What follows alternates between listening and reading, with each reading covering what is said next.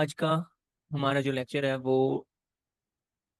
6th lecture है about second year physics electrostatics. और उसका जो टॉपिक हमने आज डिस्कस करना है वो है इलेक्ट्रिक फ्लक्स। तो इलेक्ट्रिक फ्लक्स में ये एक वर्ड फ्लक्स नज़र आ रहा है आपको, ठीक है। जी इस फ्लक्स वर्ड का जो ओरिजिन है ना वो लातीनी ज़बान से है, लैटिन लैंग्वेज से इसका ओरिजिन है। जी लैटिन वर्ड है फ्लक्सस, जिसका इंग्लिश में मीनिंग होता है टू फ्लो।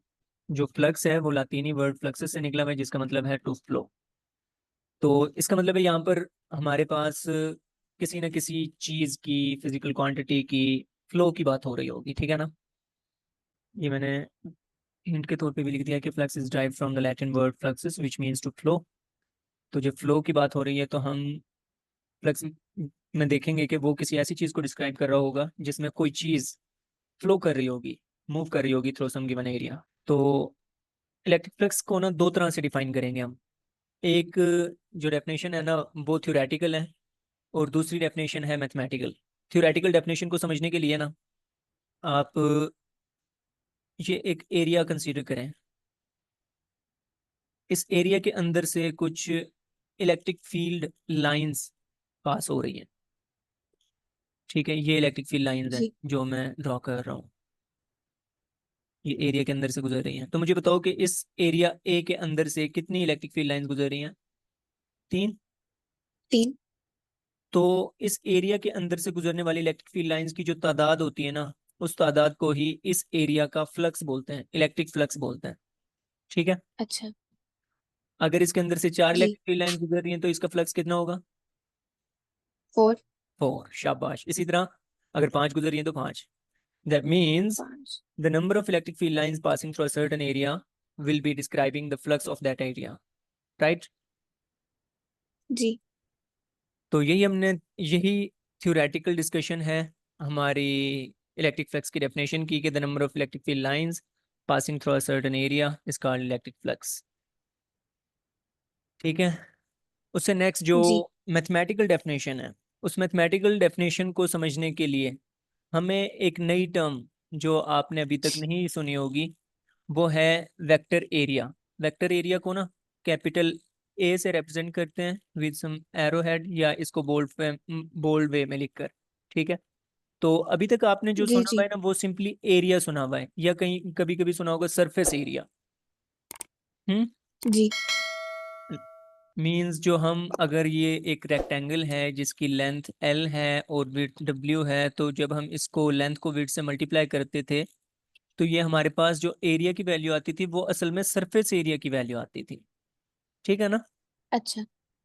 जी और वो सरफेस एरिया जो होता था वो एक स्केलर क्वांटिटी होता था, जी ठीक है। लेकिन वेक्टर एरिया नाम से ही पता चल रहा होगा कि ये एक वेक्टर क्वांटिटी है। अब ये कैसी वेक्टर वेक्टर है। क्वांटिटी है? देखें, ये आप अज्यूम करें कुछ सरफेसेज हैं, ये कर्व्ड लाइन है। अब इस कर्व्ड लाइन के परपेंडिकुलर 90 डिग्री के एंगल पर अगर कोई हम नॉर्मल लाइन ड्रॉ कर दें, या नॉर्मल यूनिट वेक्टर, आपने फर्स्ट ईयर में नॉर्मल यूनिट वेक्टर का कॉन्सेप्ट पढ़ा था कि किसी भी जी सरफेस जी के परपेंडिकुलर जो यूनिट वेक्टर होता है ना उसको नॉर्मल वेक्टर कहते हैं, और अगर वो यूनिट वेक्टर हो तो उसको नॉर्मल यूनिट वेक्टर कहते हैं, सही है ना। तो ये कर्व्ड पाथ है जी या सरफेस है, उसके परपेंडिकुलर अगर हमने एक नॉर्मल लाइन ड्रॉ कर दी है, नॉर्मल यूनिट वेक्टर ड्रॉ कर दिया है, तो वो नॉर्मल यूनिट वेक्टर असल में इस सरफेस के वेक्टर एरिया की डायरेक्शन को रिप्रेजेंट करेगा, ठीक है। ठीक है। तो अगर ये जो कर्व्ड सरफेस है, इस सरफेस का वेक्टर एरिया हम लिखना चाहें तो देखें, ये जो n है ना ये इसकी डायरेक्शन है, और ये जो a है ये इसका मैग्नीट्यूड है। तो इसका मतलब यह है कि अगर a को n से मल्टीप्लाई कर दें तो इसमें दोनों चीजें आ जाएंगी, मैग्नीट्यूड और डायरेक्शन, और वो क्या बना देगा? जी वेक्टर एरिया बना देगा, वेक्टर। जी सही है। तो हमें पता चला कि जो वेक्टर एरिया होता है वो असल में surface area multiplied by the unit vector normal to the surface area. ठीक है। इसी तरह ये एक रेक्टेंगल शेप आपको नजर आ रही है ब्लू कलर में। यहाँ पर एरिया का मैग्नीट्यूड ए है, जबकि इसके normal line, normal unit vector N है। तो इसका वेक्टर एरिया लिखने का तरीका भी यही होगा कि vector area A is equal to magnitude यानी कि surface area multiplied by unit vector, normal unit vector, that will be describing अच्छा। Vector area. सही है। जी। अब मेरे ख्याल में आपको कॉन्सेप्ट क्लियर हुआ होगा कि वेक्टर एरिया क्या होता है। जी। तो जब हमें वेक्टर एरिया का पता चल जाता है तो हम अब वेक्टर एरिया को डिफाइन करने के काबिल हो जाते हैं कि a vector area is a physical quantity which have magnitude equal to surface area and its direction is along the normal to the surface area। जब हमें वेक्टर एरिया का कॉन्सेप्ट पता चल जाता है तो अब हम मैथमेटिकली डिफाइन करने के काबिल हो जाते हैं किस चीज को, इलेक्ट्रिक फ्लक्स को। तो जो मैथमेटिकल डेफिनेशन है इलेक्ट्रिक फ्लक्स की वो ये है, क्या कि द डॉट और scalar product of electric field intensity E and vector area A is called electric flux. Electric flux को ना ग्रीक लेटर फाई से रिप्रेजेंट किया जाता है मैथमेटिकली। जिस तरह हम फोर्स को F से रिप्रेजेंट करते हैं, एक्सेलरेशन को A से रिप्रेजेंट करते हैं, है ना, ये सिंबल्स है ना फिजिकल क्वांटिटीज को रिप्रेजेंट जी। करने के। तो हमारे पास जो इलेक्ट्रिक फ्लक्स है वो भी एक फिजिकल क्वांटिटी है, उसको रिप्रेजेंट करने के लिए ग्रीक अल्फाबेट्स में से एक अल्फाबेट यूज किया जाता है फाई।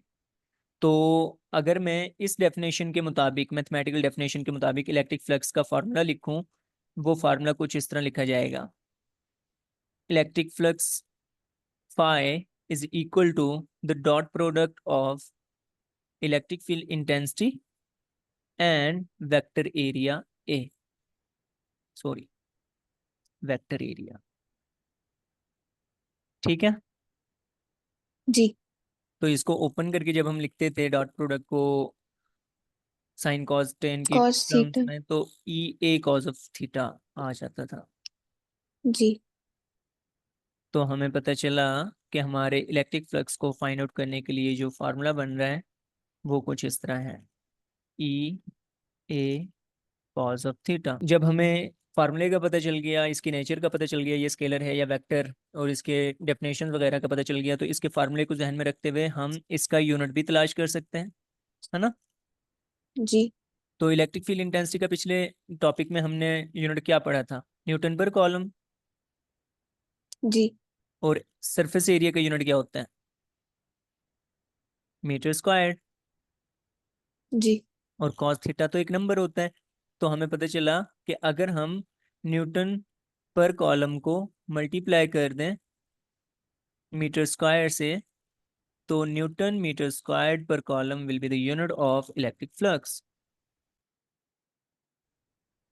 नेक्स्ट हमारे पास है कि फ्लक्स मैक्सिमम कब होगा और फ्लक्स जीरो या मिनिमम कब होगा, वो उनकी डिस्कशन करनी है हमने। ठीक है। तो जी। मैक्सिमम फ्लक्स के लिए पहले एक स्टेटमेंट हमने लिखी हुई है, देखें जरा, कि इलेक्ट्रिक फ्लक्स जो है ना वो मैक्सिमम उस वक्त होता है जब सरफेस को इस तरह से रखा जाए परपेंडिकुलरली उस इलेक्ट्रिक फील्ड के उसके वेक्टर एरिया और इलेक्ट्रिक फील्ड इंटेंसिटी के दरमियान में जो एंगल हो वो 0 डिग्री हो या वो एक दूसरे के पैरेलल हो। Electric flux will be maximum if surface is placed perpendicular to the electric field such as vector area A and electric field intensity E are parallel to each other। अभी तो इस स्टेटमेंट की आपको समझ में नहीं आ रही होगी, लेकिन इस डायग्राम हम्म। को देखें।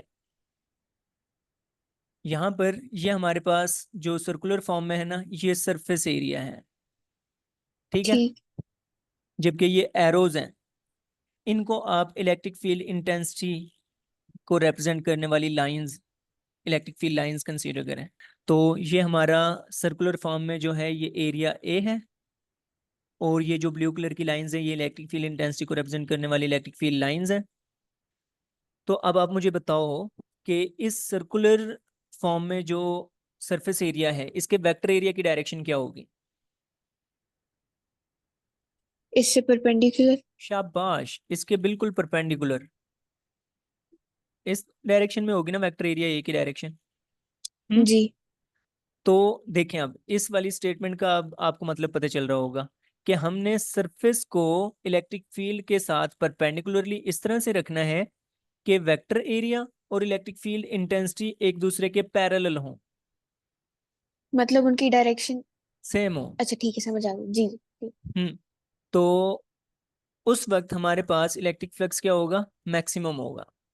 तो अब मुझे बताओ कि इलेक्ट्रिक फील्ड इंटेंसिटी और वेक्टर एरिया के दरमियान में एंगल कितना बन रहा है, 0। 0 डिग्री। तो अगर हम इसी कॉन्सेप्ट को, इसी सारी चीज को अपने उस इलेक्ट्रिक फ्लक्स के फार्मूला में अप्लाई करें, इलेक्ट्रिक फ्लक्स का फार्मूला ये था ना, ई ए कॉज ऑफ थीटा। जी तो अगर थीटा की वैल्यू 0 डिग्री पुट करें तो आपको पता है कि कॉस थीटा 0 डिग्री पर मैक्सिमम वैल्यू देता है, जो कि इक्वल जी होती है 1 के, है ना। जी। तो हमें पता चला कि इलेक्ट्रिक फ्लक्स मैक्सिमम होगा उस वक्त जब हमारे पास एंगल थीटा की वैल्यू होगी 0 डिग्री। और मैक्सिमम फ्लक्स को फाइंड आउट करने के लिए जो फार्मूला बन रहा है वो ये है, electric field intensity, magnitude of electric field intensity into magnitude of vector area. तो अब यहाँ पर एक और चीज भी है, जब हमारे पास vector area electric field intensity के पैरेलल होता है, उस वक्त इलेक्ट्रिक फील्ड इंटेंसिटी और सरफेस एरिया एक दूसरे के परपेंडिकुलर होते हैं। जी तो हमें यहाँ से ये बात भी पता चल रही है कि जब इलेक्ट्रिक फील्ड इंटेंसिटी और सरफेस एरिया 90 डिग्री के एंगल पर होते हैं तब इलेक्ट्रिक फ्लक्स मैक्सिमम होता है।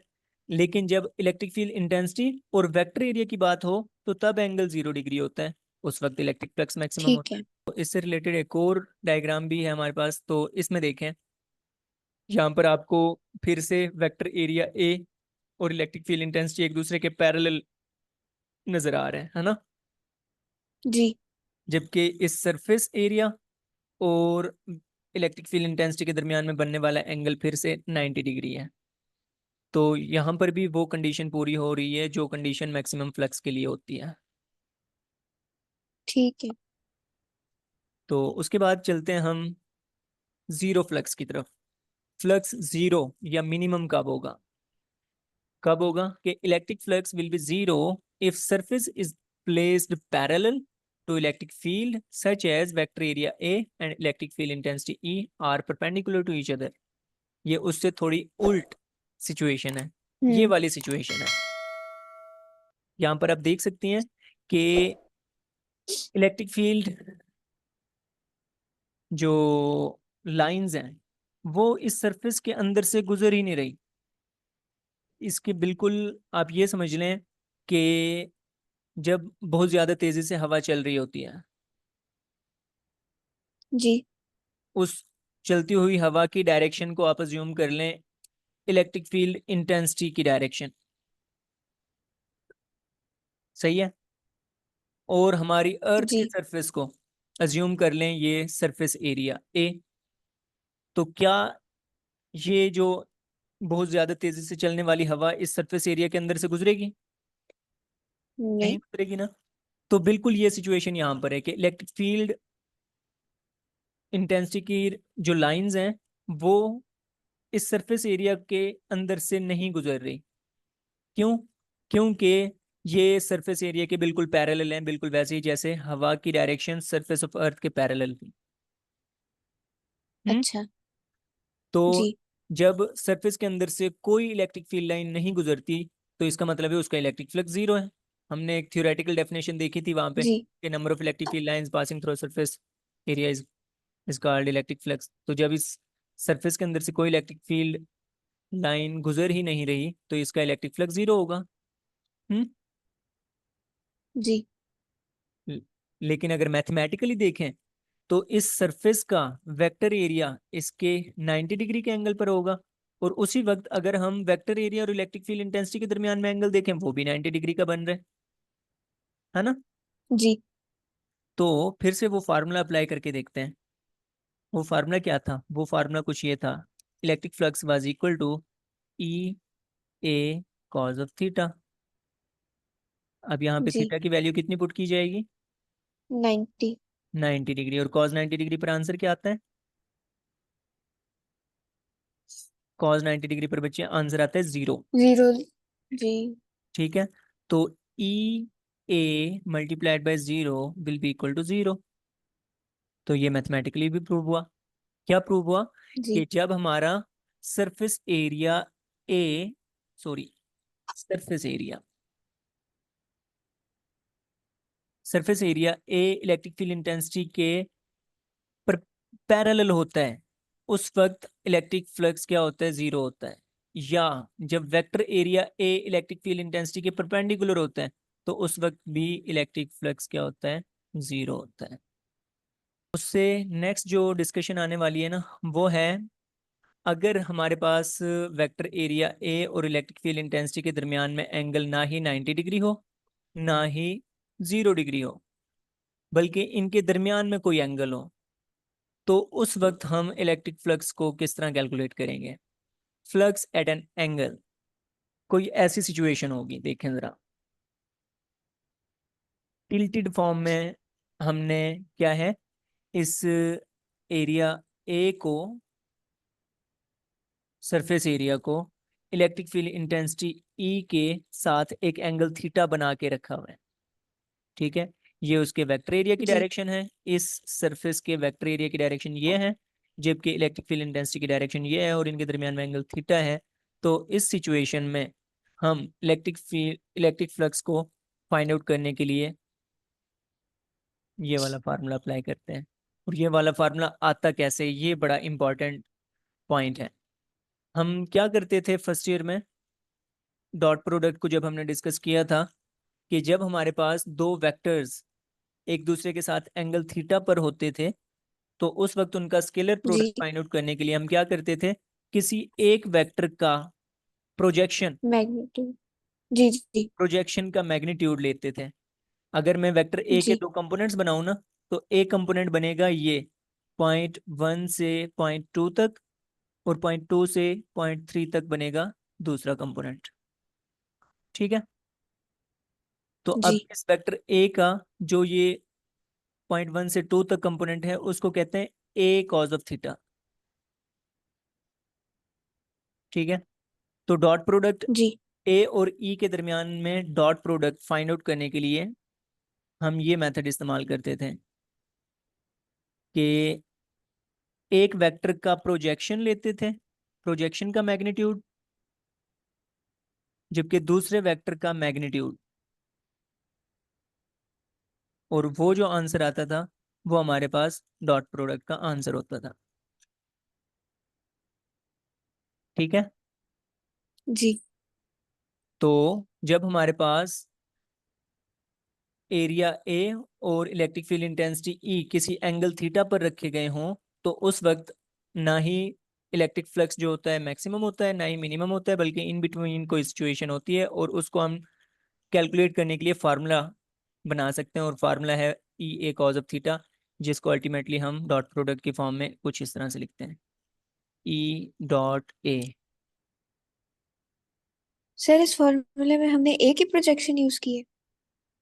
नहीं, हम जब फार्मूला ड्राइव करते हैं ना, तो किसी एक का प्रोजेक्शन लेते हैं, किसी दूसरे का अच्छा। मैग्नीट्यूड लेते हैं। तो अगर यहाँ पर अभी हमने वेक्टर एरिया ए का प्रोजेक्शन लिया है हम, लेकिन हम इलेक्ट्रिक फील्ड इंटेंसिटी ए का प्रोजेक्शन भी ले सकते थे।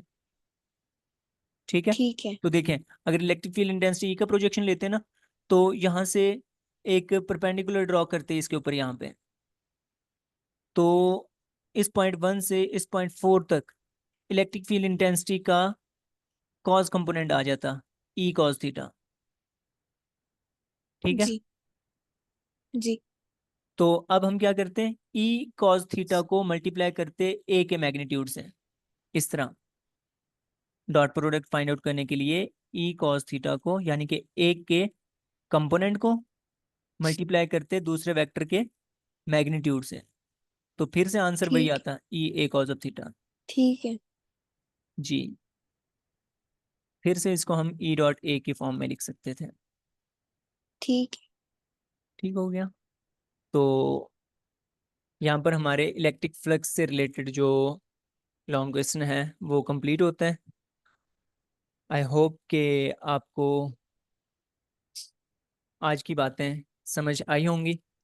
तो कल इंशाल्लाह हम electric flux through a close surface और उससे रिलेटेड एक लॉ है गॉसेस लॉ, उसकी डेरिवेशन करेंगे। और मज़ीद अपने सिलेबस को आगे लेकर चलेंगे इंशाल्लाह। तो टिल देन ठीक है। गुड बाय, अल्लाह हाफिज़।